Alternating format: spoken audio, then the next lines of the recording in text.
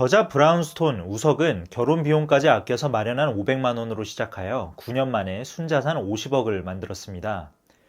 경제적 자유를 위해 미친 듯이 절약하고 투자를 계속해온 그는 42살에 미련 없이 회사를 그만두고 딸아이의 교육을 위해서 캐나다로 떠났습니다.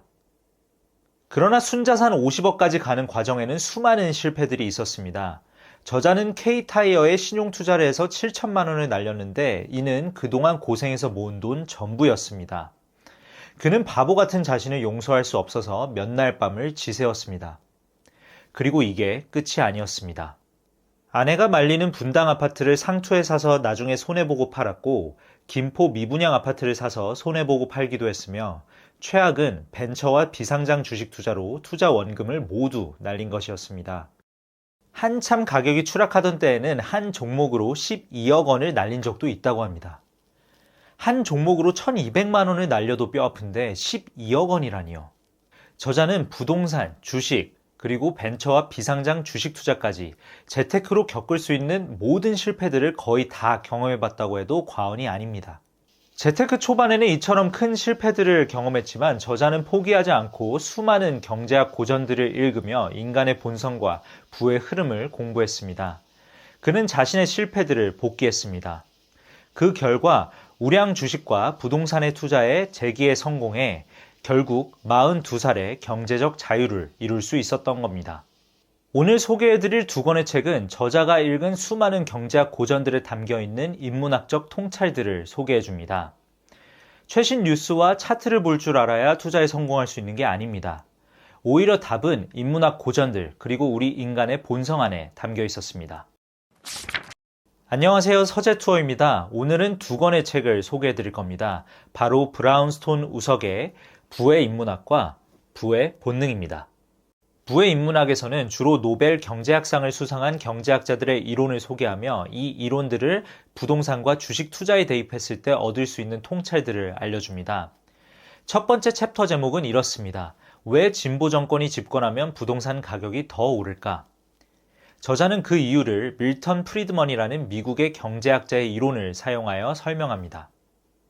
미국 대공황 시대 때 구원투수였던 케인즈는 실업률을 낮추고 경기를 살리려면 정부가 지출과 투자를 늘려야 한다고 주장했습니다. 하지만 정부가 이처럼 돈을 쓰려면 화폐를 찍어내야 됩니다. 밀턴 프리드먼은 정부가 화폐를 찍어내서 재정 지출을 늘리면 장기적으로 인플레이션이 발생해 물가가 상승하고 정부가 민간 기업들이 해야 될 사업을 빼앗기 때문에 장기적으로 경제를 살리는 효과도 없다고 지적했습니다. 그래서 시장은 참여자들에게 자유롭게 맡기고 정부가 시장에 개입하지 않는 것이 좋다고 주장했죠. 국가와 시대를 막론하고 노동자와 서민의 이익을 강조하는 진보 정권이 집권하면 부동산과 주식의 가격이 오르는 경향이 있습니다. 왜 그럴까요? 진보 정권은 서민과 약자들을 위해 복지 정책을 확대하겠다고 이야기합니다. 복지 정책에 투자할 예산은 어디서 나올까요? 아까 말씀드린 대로 화폐를 찍어내야 됩니다.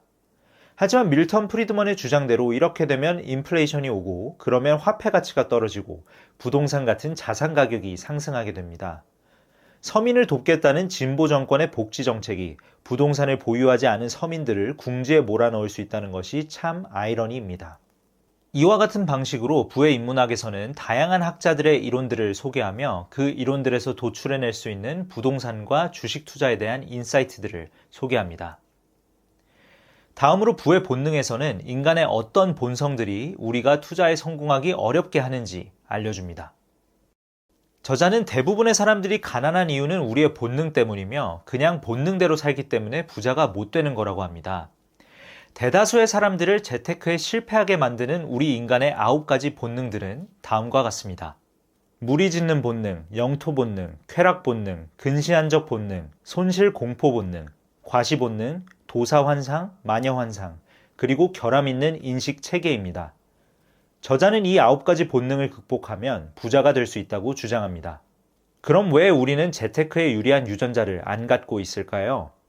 인류는 인류의 역사 800만 년 중 대부분의 기간을 사냥하고 채집하면서 살아왔습니다. 하루하루 수렵 채집해서 먹고 사는 생활에는 미래를 위해 저축하고 투자하는 재테크 개념이 발달할 수 없습니다. 인류는 약 1만 년 전부터 농사를 지을 수 있게 되었고, 농경시대에는 잉여 식량이 생겨 이 식량을 저장하고 저축하고 빌려주는 재테크 개념이 생겼습니다. 근데 하필 인류의 진화는 이 농경시대 이전인 1만 년 전에 멈추고 말았습니다. 따라서 우리 인류는 본능에 신석기 농경시대의 재테크 개념을 새겨 넣을 수 없었고, 수렵 채집하던 구석기인의 본능까지만을 갖게 되었습니다. 수렵 채집하던 시절의 원시인 본능으로 현대사회를 살아가니 재테크가 번번이 실패하는 것입니다. 상대적으로 비교하자면 부의 인문학은 인문학 이론들이 정리되어 있어 조금은 차가운 느낌이라면, 부의 본능은 저자의 개인적인 투자 사례와 재테크 팁들이 담겨 있어 조금은 뜨거운 느낌입니다. 저는 투자 관련 서적들을 읽을 때 저자의 개인적인 투자 스토리가 나와 있는 책들을 선호하기 때문에 두 권 중에는 부의 본능을 조금 더 재미있게 읽었습니다. 재테크에 성공하기 위해 더 중요한 것은 최신 트렌드보다 시간이 지나도 변하지 않는 원칙들에 대한 깨달음인 것 같습니다. 그 원칙들이 궁금하시다면 부의 인문학과 부의 본능 추천드립니다. 앞으로 제 서재 속 다양한 주제의 책들을 소개해 드릴 겁니다. 이제는 진짜로 독서하는 습관을 만들고 싶으시다면 구독과 좋아요 부탁드립니다. 다음 책도 기대 많이 해주세요. 감사합니다.